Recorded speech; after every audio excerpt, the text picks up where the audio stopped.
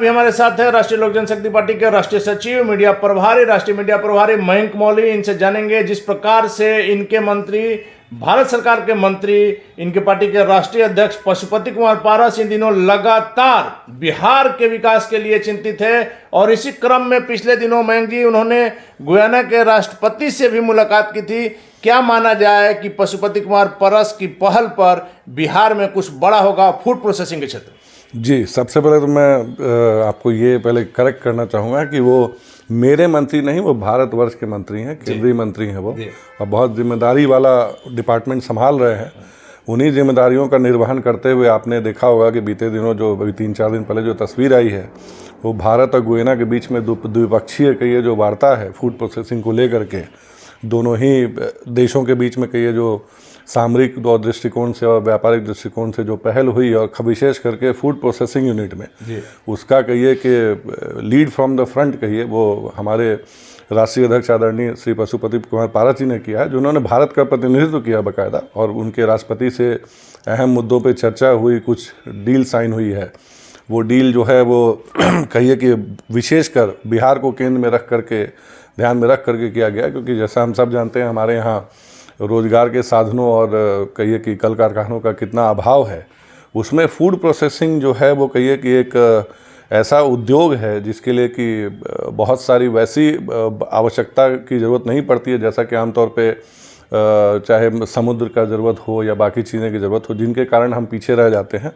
तो उस कहिए सीमित संसाधनों में सबसे बेहतर उद्योग के तौर पे फूड प्रोसेसिंग बन सकता है और बिहार उसके लिए हब बनेगा। बिहार में इसकी अपार संभावनाएं भी अपार हैं, उसके लिए कोशिशें भी अपार हो रही हैं। हमारे मंत्री जी उसके लिए दिन रात प्रयासरत हैं। उन्होंने उसी संबंध में कहिए कि ये एक पहल है जिसका कि सबको स्वागत करना चाहिए, स्वागत योग्य पहल। मयंक जी, माना जाए कि जिस प्रकार से आपके संस्थापक स्वर्गीय रामविलास पासवान ने हाजीपुर को एक नई सौगात दी थी, रेलवे का जोनल ऑफिस जिस प्रकार से बिहार में हाजीपुर में उन्होंने लाया था, क्या पशुपति कुमार पारस उसी इतिहास को फिर दोहराने जा रहे हैं कि बिहार में लोगों के लिए रोजगार से लेकर के तमाम वो बातें, खास करके जो फूड प्रोसेसिंग के क्षेत्र में लगातार कही जा रही है कि बिहार में अपार संभावना है, और अभी इलेक्शन भी दूर है, इसलिए इसे इलेक्शन का चुनावी हथकंडा भी नहीं कहा जा सकता? नहीं, आप इसे चुनावी हथकंडा तो बिल्कुल ही ना कहें। वो जैसा कि हमारे संस्थापक आदरणीय श्री रामविलास पासवान जी को हाजीपुर के नाम से जाना जाता है और हाजीपुर को उनके नाम से जाना जाता है। अभी उस जगह की अगुवाई जो है हमारे राष्ट्रीय अध्यक्ष आदरणीय श्री पशुपति कुमार पारस जी कर रहे हैं और बहुत उम्दा तरीके से कर रहे हैं।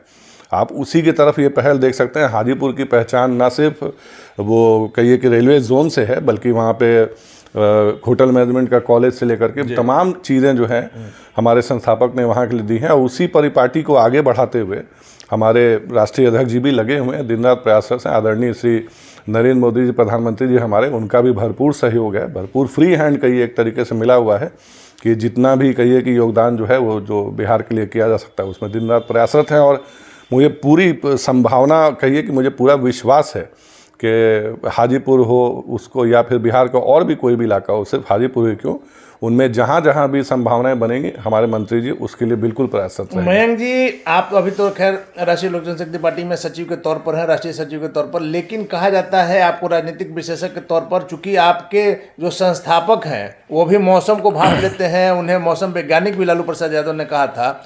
बिहार की जो राजनीतिक स्थिति है उस पर मेरा सवाल है आपसे, क्या भांप रहे हैं आप? देखिए, सर्वभूतवल की परिस्थिति है, आप देख ही पा रहे हैं। जैसा कि गठबंधन में सारे दल जो हैं लगभग तलवारें खिंच चुकी हैं सबके बीच, सबके दरमियान, और बयानों और बयान बहादुरों का दौर चल रहा है। अब बयान बहादुरों के दौर में ठीक है आप करिए आपस में, मगर अब उसमें किसी की धार्मिक भावनाएं जो हैं उनका कहिए कि स्मरण करके उनको कम से कम इस चीज़ से बख्श देना चाहिए। तो अभी जो बिहार के शिक्षा मंत्री श्री चंद्रशेखर जी ने जो बेहद आपत्तिजनक बयान दिया है उसकी हम कठोर निंदा करते हैं और उनके बर्खास्तगी की मांग करते हैं, क्योंकि जिस प्रकार से करोड़ों अरबों कहिए कि हिंदुओं का ही नहीं, सिर्फ बाकायदा भारतीयों का, क्योंकि राम सिर्फ हिंदू के नहीं है, राम जो है पूरे भारतवर्ष के प्रतीक हैं। सिर्फ यहाँ से तक ही नहीं, कहिए कि इंडोनेशिया में और बाकायदा कंबोडिया तक में हर जगह कहिए कि श्री राम के जो माना जाने वाले लोग हैं, माना जाता है उनको, उनके प्रति ऐसा बयान और रामचरित मानस जो कि हर हिंदू कि कहिए कि घर का सबसे उनकी आस्था से जुड़ा हुआ बात है। नहीं, सबसे पवित्र किताब है जिस किताब को कहिए कि लेकिन मयंक जी, आपको नहीं लगता है कि बिहार के शिक्षा मंत्री को खुद शिक्षा की जरूरत है? देखिए, बिहार के शिक्षा मंत्री को शिक्षा की जरूरत तो है ही, बट मेरा मानना है कि बिहार के शिक्षा मंत्री ने ये एवं ही नहीं कह दिया है। इसके पीछे एक गहरी साजिश है। कहिए कि आपने जैसा उस दिन सुना भी कि उनके प्रदेश अध्यक्ष जो हैं राजद के, वो ये कहते पाए गए कि कमंडल के आगे जो है वो मंडल नहीं झुकेगा। तो ये बिहार को, ऐसे भी जातिगत जनगणना जो चल ही रही है, आप देख ही रहे हैं, तो बेसिकली समाज बांटने को लेकर के खाई बढ़ाने वाली बात है। और ये एक उसी प्रकार के अपनी गिरती हुई सत्ता, गिरती हुई साख कह लीजिए, या वोट बैंक खिसकता हुआ देख करके ये फिर से मंडल बनान कमंडल करके समाज के दो विचारधाराओं में, समाज के अलग अलग जातियों को आपस में बांटने, फिर से लड़वाने की कवायद है। और उसके लिए, इस गहरी साजिश के लिए मैं बिहार के मुख्यमंत्री आदरणीय श्री नीतीश कुमार जी से आग्रह करूंगा कि उन्हें तत्काल प्रभाव से न सिर्फ बर्खास्त किया जाए, बल्कि उनके ऊपर मुकदमा चलाया जाना चाहिए। 2-3 सवाल इस पर उठते हैं मयंक जी। एक तो जिस प्रकार से राजद के प्रदेश अध्यक्ष ने कहा, और उन्हीं के बगल में राष्ट्रीय उपाध्यक्ष शिवानंद तिवारी ने जिस प्रकार से कहा, इससे लग रहा है कि राजद में ही खींचातानी जारी है, क्योंकि दोनों आदमी के बयान को आप हल्के में नहीं ले सकते। शिवानंद तिवारी वरिष्ठ नेता है, जगदानंद सिंह वरिष्ठ नेता है। देखिए, श्री राम का नाम सबसे सत्य होता है। आदमी के मरने के बाद भी राम नाम सत्य बोल करके ही उनकी अंतिम यात्रा निकाली जाती है। चाहे हमारे राष्ट्रपिता महात्मा गांधी जी क्यों ना, उनकी समाधि पे भी आप देखेंगे हे राम ही लिखा हुआ है। तो राम का नाम लेकिन नॉर्मली कोई झूठ नहीं बोलता है। मैं श्री शिवानंद तिवारी जी का मैं इस बात में प्रशंसा करूंगा कि उन्होंने राजनीति से इतर उठ करके बाकायदा उन्हें टोकने की कोशिश की। अब श्री जगदानंद सिंह जी हो गए, चंद्रशेखर जी हो गए, ये लोग क्यों कर रहे हैं? आप उनके जगदानंद सिंह जी के बयान में ही ये निहित है उसका जवाब, जब उन्होंने ये कह दिया कि कमंडल के आगे मंडल नहीं झुकेगा। मतलब आप समझ रहे हैं कि राजद की ओर से समाज में वैमनस्य जहर फैलाने की बाकायदा एक तैयारी हो चुकी है। बस उसका उद्घाटन मात्र था ये जो उन्होंने कर दिया। का बयान आपने सुना होगा कि राजद और बीजेपी में आपसी डील है, अंदरूनी डील है, जिस कारण से ऐसी बातें आ रही है। आप देखिए, उपेंद्र कुशवाहा जी की स्थिति पे तो मैं क्या ही कहूँ, उनकी स्थिति पे जदयू संसदीय बोर्ड के अध्यक्ष हैं। मुख्यमंत्री जी ने उनके लिए क्या बोला, आपको शब्द कहे आपने शायद नहीं सुना या ध्यान नहीं दिया, या आप उसका जिक्र नहीं करना चाहते हैं। मगर अब मुख्यमंत्री जी उनकी मांग को कह देते हैं कि ये सब फालतू बात है, ये सब फालतू बात पे हम लोग ध्यान नहीं देते हैं। तो आप अपने ही संसदीय दल के अध्यक्ष को आप कह देते हैं कि उनकी मांग फालतू है। अगर वो अपने ही दल के किसी एक व्यक्ति के उप मुख्यमंत्री बनाए जाने की अगर वकालत करते हैं तो और ऊपर से राजद से उनको तमाम जो गालियां पड़ रही हैं वो तो आप देख ही रहे हैं स्थिति उनकी कितनी। लेकिन उपेंद्र कुशवाहा कसूर क्या है? कोई आदमी चाहेगा कि भाई हम संत तो है नहीं, साधु है नहीं, मुख्यमंत्री उप मुख्यमंत्री, राजनीति में है तो बिना पद के सेवा कैसे? मैंने तो बिल्कुल नहीं कहा भाई कि उनका कोई कसूर वैसा है। मैं बस यही कहूँगा कि उनके राजनीतिक खीर के चावल बार बार कच्चे रह जाते हैं। उनका या तो मर्तबान नीचे मतलब से खीर बनाने की कोशिश करते हैं, लेकिन कभी गैस खत्म, कभी दूध खत्म, कभी चावल ही खत्म, कभी बर्तन में ही, कभी बर्तन पकड़ लेता है, कभी जो कहते हैं ना ज्यादा आंच लगने पे बर्तन। क्या लग रहा है बीजेपी की मदद से ये खीर पक पाएगी? अभी तो इसका सवाल तो भविष्य के गर्भ में छुपा हुआ है। मगर उपेंद्र कुशवाहा जैसे जिस व्यक्ति के को राजनीतिक हाशिए पे देखना एक दुखद अनुभव है। महागठबंधन का भविष्य आप कैसा देख रहे हैं? महागठबंधन आप उसे ना कहें, उसे बल्कि आप महाठगबंधन कहें। और सत्ता के कहिए कि बंटवारे के लिए जो झगड़ा चल रहा है, जो सिर फुटअव्वल है। अब मुख्यमंत्री जी ने तो ये कह के कहिए कि ये गठबंधन किया था कि भाई तेजस्वी जी अब हमारे उत्तराधिकारी होंगे। मैंने आपको उस रोज भी कहा था कि मुख्यमंत्री जी जब जब यात्राओं पे निकले हैं उनका अंतर्मन जाग गया है। इस बार फिर अंतरात्मा जाग गई, मुख्यमंत्री जी कुर्सी छोड़ने के मूड में है ही नहीं, और तेजस्वी जी मुख्यमंत्री के पद पे उनको बर्दाश्त करने के मूड में नहीं है। तो ये सारी दोनों को जल्दबाजी है। ये सारी कवायद को आप इसी चीज़ से जोड़ के देखिए, चाहे रामचरितमानस वाला बयान हो या फिर जो भी सिर फुटअव्वल की स्थिति हो या उपेंद्र कुशवाहा, सब के पीछे सिर्फ एक कारण है, वो है कुर्सी। मयंक जी, आपने देखा होगा बक्सर का कांड हो या जो भी कांड हो, एक बात जो आती है कि चिराग पासवान चूंकि चिराग पासवान से सवाल जो उठता है आपसे इसलिए जवाब मांगा जाता है कि आप उनकी पुरानी पार्टी में अच्छे पद पर रह चुके हैं, उनके करीबी रहे हैं और आज भी आप उनके चचा की पार्टी में हैं। तो चिराग पासवान जब जाते हैं बक्सर या कहीं बिहार में कोई घटना होती है तो मुख्यमंत्री नीतीश कुमार पर हमलावर होते हैं, आपने देखा होगा। लेकिन तेजस्वी यादव पर चिराग पासवान क्यों नहीं बोलते? अब ये सवाल देखिए, अब ये सवाल बहुत बड़ा सवाल है। ये सवाल हम लोग बार बार मैंने कहिए कि आपके माध्यम और विभिन्न माध्यमों से उठाए, क्योंकि ये हमारा पर्सनल ऑब्जर्वेशन भी है, मीडिया पर्सन आपका भी ऑब्जर्वेशन है।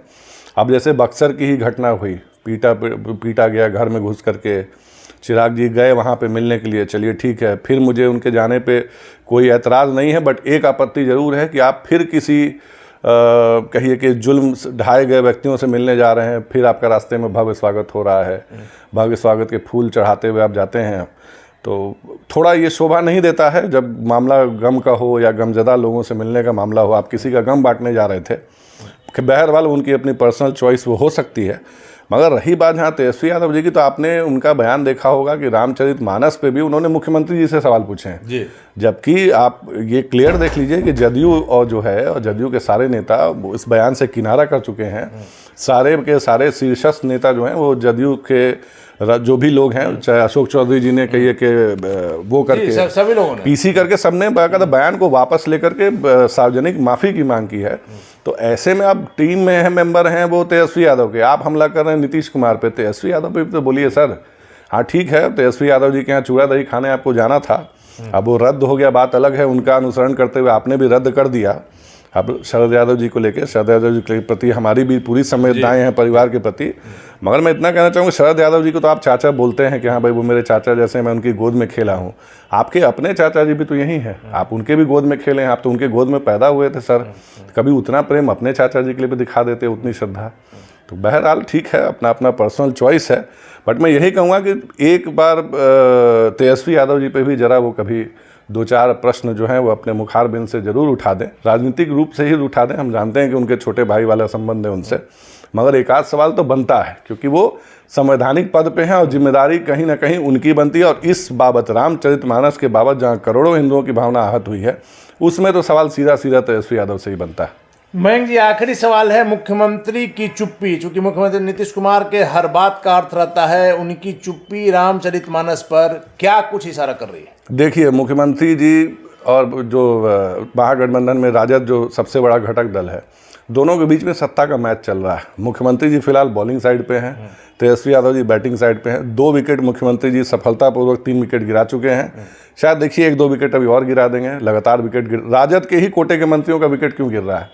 दैट मीन्स कि मुख्यमंत्री जी का जो बॉलिंग स्ट्राइक रेट है वो बेहद शानदार है, बेहद शानदार ओवर से वो डाल रहे हैं, ऐसी ऐसी राजनीतिक गेंदें डाल रहे हैं कि उनके बल्लेबाज जो हैं वो चित्त होकर के पेविलियन लौट रहे हैं। तो आगे देखिए क्या ये एक दूसरे के साथ रह के एक दूसरे को ही काटने की ये बेसिकली कवायद है। अब इसमें कौन जीतता है ये तो समय बताएगा। मुख्यमंत्री जी हालांकि पुराने कहिए कि बल्लेबाज हैं, गेंदबाज हैं, जो कि दोनों ही छोर से बढ़िया राजनीतिक स्पिन गेंद डालते हैं। चलिए, धन्यवाद आपका। तो ये थे हमारे साथ राष्ट्रीय लोक जनशक्ति पार्टी के राष्ट्रीय सचिव मयंक मौली जी, जिनका साफ तौर पर कहना है कि मुख्यमंत्री नीतीश कुमार इन दिनों महागठबंधन में गेंदबाज की भूमिका में है और एक एक करके राजद के ही विकेट क्यों गिर रहे हैं, यह सोचने वाली बात है। साथ ही साथ चिराग पासवान कभी मुख्यमंत्री नीतीश कुमार के अलावा तेजस्वी यादव पर भी बिहार की समस्याओं के बारे में बात कर लीजिए। इन सारी घटनाओं का बिहार में आगे आने वाले समय में क्या असर होगा, देखने वाली बात होगी।